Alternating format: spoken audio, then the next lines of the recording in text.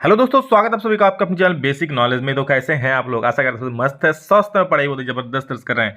दोस्तों सबसे पहले आप सभी को जो नवा वर्ष आएगा उसके लिए एडवांस में हैप्पी न्यू ईयर। जी हाँ दोस्तों, और कल तो आप लोगों को बोलेंगे ही नए साल में, नए साल की हार्दिक शुभकामनाएं। तो सबसे पहले एडवांस में, उसके बाद कल, ठीक है।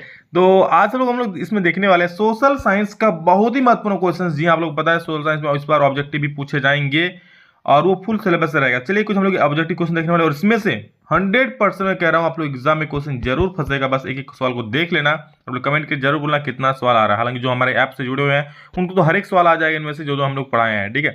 और बोर्ड एग्जाम में भी बिल्कुल ऐसा ही पूछा जाएगा। तो चलिए, जो जो नहीं देखें जल्द से देख लीजिए। चैनल पर पहली बार सब्सक्राइब जरूर कर लीजिएगा, सारे दोस्तों को जरूर शेयर कर दीजिए। और अभी तक मुझसे इंस्टाग्राम में नहीं जुड़े हैं तो जल्दी से जुड़ जाइए, डिस्क्रिप्शन लिंक है। चलिए शुरू करते हैं। सबसे पहला सवाल है दोस्तों कि मारियान किस देश के राष्ट्रवाद की प्रतीक थी? मारियान, जी हाँ दोस्तों, मारियान और आप लोग का जर्मेनिया, दो नारी रूपक थी। दो नारी रूपक मतलब ये सच में कोई आदमी, कोई व्यक्ति नहीं थे, ठीक है। एक जस्ट रूप था। जैसे भारत माता हम लोग होता है ना, बोलते हैं भारत माता की जय, जिससे हम लोग देश प्रेम की भावना जागती है। उसी प्रकार मारियान और जर्मेनिया थी, ठीक है, जो फ्रांस देश के लिए थी। तो ये किस देश का राष्ट्रवाद का प्रतीक थी? फ्रांस का। और जर्मनिया जर्मन का। नेक्स्ट क्वेश्चन है कि यह कथन किसका है कि जब फ्रांस सीखता है तो बाकी यूरोप को सर्दी जुकाम हो जाता है? भाई साहब, मेटरनिक ने कहा था ये चीज, ठीक है। मतलब जब फ्रांस सीखे ना, बाकी सर्दी, जितने सारे यूरोप के बाकी राज्य है उन लोगों को सर्दी जुकाम हो जाएगा। यानी कि फ्रांस में कोई भी घटना घटती है तो सारे उसका असर सारे यूरोप पर पड़ता है। इसका अर्थ ये है। बात किसने कहा था? तो मेटरनिक ने कहा था। अगला सवाल, वियना की संधि कब हुई थी? बहुत महत्वपूर्ण सवाल है दोस्तों, अच्छे से देख लीजिए। वियना की संधि हुई थी 1848 ईस्वी में, वियना की संधि हुई थी, ठीक है। नेक्स्ट क्वेश्चन, जर्मनी के एकीकरण के लिए बिस्मार्क ने, वियना नामक दोस्तों एक जगह है वहां पर संधि हुई थी, इसलिए इसको वियना संधि कहते हैं। जर्मनी के एकीकरण के लिए बिस्मार्क ने कौन सी नीति अपनाई? तो ये खून और खड़ग की नीति अपनाई थी बिस्मार्क ने। ये भी पूछता है कि खून और खड़ग की नीति किसने दिया? तो ये बिस्मार्क ने दिया था। जर्मन राष्ट्र का रूपक है तो जर्मेनिया है। अगला सवाल है कि फ्रांसीसी गणराज्य का प्रतिनिधित्व करने वाला रूपक कौन था? तो फ्रांसीसी गणराज्य का रूपक कौन था? फ्रांस का मारियान थी। इटली के एकीकरण आंदोलन को नेतृत्व किसने किया? तो इटली के जो एकीकरण आंदोलन था उसको दोस्तों नेतृत्व किया था कैमिले दे काबूर ने, ठीक है। इटली का एकीकरण में प्रमुख भूमिका थी किसका? कैमुले दे काबूर, यानी काउंट कैमिलो दे काबूर का, ओके।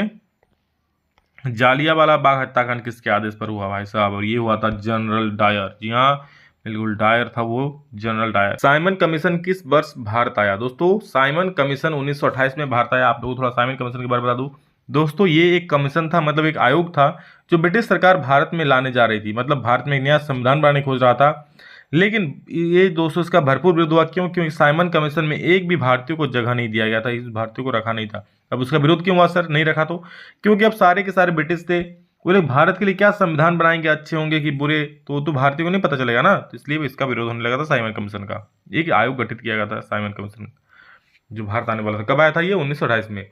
दलित वर्ग एसोसिएशन की स्थापना किसने की? तो दलित वर्ग एसोसिएशन, जब भी दलित का नाम जोड़ेगा तो बाबा साहेब डॉक्टर भीमराव अम्बेडकर का नाम सबसे पहले आएगा, ओके। हिंद स्वराज नामक पुस्तक किसने लिखी? तो ये दोस्तों महात्मा गांधी जी ने लिखी थी। करो या मरो का नारा किसने दिया था? करो या मरो का नारा दोस्तों भारत छोड़ो आंदोलन के दौरान महात्मा गांधी जी ने दिया था। तो याद रखिए, करो और मरो यानी कि डू और डाई, ये जो नारा है ये महात्मा गांधी जी ने किस आंदोलन के दौरान? तो भारत छोड़ो आंदोलन के दौरान दिया था। कमेंट में जरूर बोलना कि भारत छोड़ो आंदोलन कब शुरू किया गया था। सभी लोग जितने सारे विद्यार्थी देख रहे हैं कमेंट में जरूर बोलना। नेक्स्ट क्वेश्चन देख सकते हैं, 1932 में पूना समझौता किसके बीच में हुआ था? तो दोस्तों पूना समझौता लोग पता है कि महात्मा गांधी और अंबेडकर जी के बीच में हुआ था, और पूना में हुआ था, इसलिए पूना समझौता कहा था। कब हुआ था? 1932 में हुआ था। क्यों हुआ था? क्योंकि यहाँ पर जो अंबेडकर साहब थे ये दलितों के अलग निर्वाचन क्षेत्रों को लेकर चुनाव थे, और ब्रिटिश सरकार के द्वारा इस यहाँ पर हाँ बोल दिया गया था। मतलब ये बात मान ली गई थी, इसलिए गांधी जी यहाँ पर अमरन अनशन पर बैठ गए थे, अमरन। और फिर लास्ट में अंबेडकर जी ने कहा चलो भाई हम लोग अलग चुनाव मतलब नहीं करेंगे, ठीक है। नेक्स्ट देखिए, भारतीय राष्ट्रीय कांग्रेस की स्थापना किस वर्ष हुई? तो भारतीय राष्ट्रीय कांग्रेस की स्थापना 1885 ईस्वी में हुई थी। प्रथम विश्व युद्ध आरंभ हुआ 1914 और कब तक चला? तो 1918 तक चला।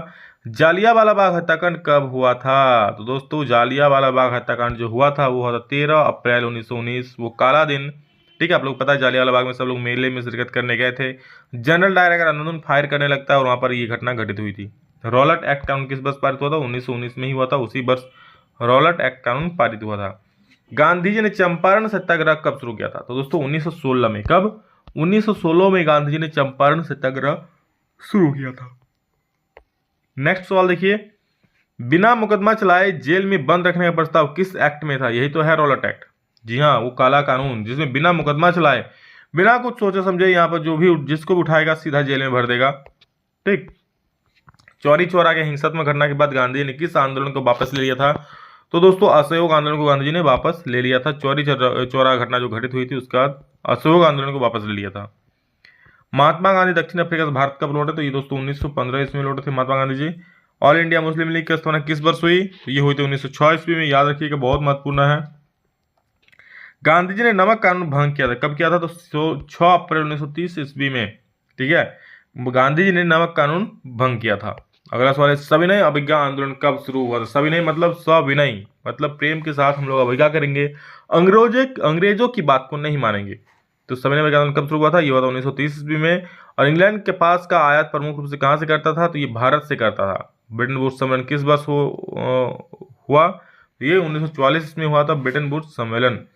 और अंतर्राष्ट्रीय मुद्रा कोष यानी कि IMF की स्थापना किस सम्मेलन में हुआ था? तो दोस्तों आपको पता है, अंतर्राष्ट्रीय मुद्रा कोष और विश्व बैंक दोनों की स्थापना दोस्तों ब्रिटेन वुड्स सम्मेलन हुआ था। ब्रिटेन वुड्स में एक सम्मेलन हुआ था जिसे ब्रिटेन वुड्स सम्मेलन कहा जाता है।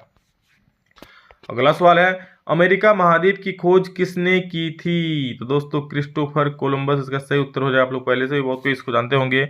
जी हाँ दोस्तों, क्रिस्टोफर कोलंबस ने अमेरिका की खोज की थी।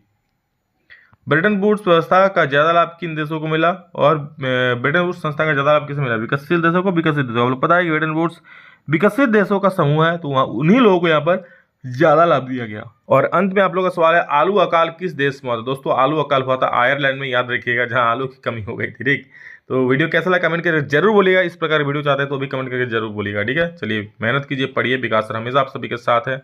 Love you all, thank you all, फिर नेक्स्ट में जल्द ही, तब तक जय हिंद, वंदे मातरम।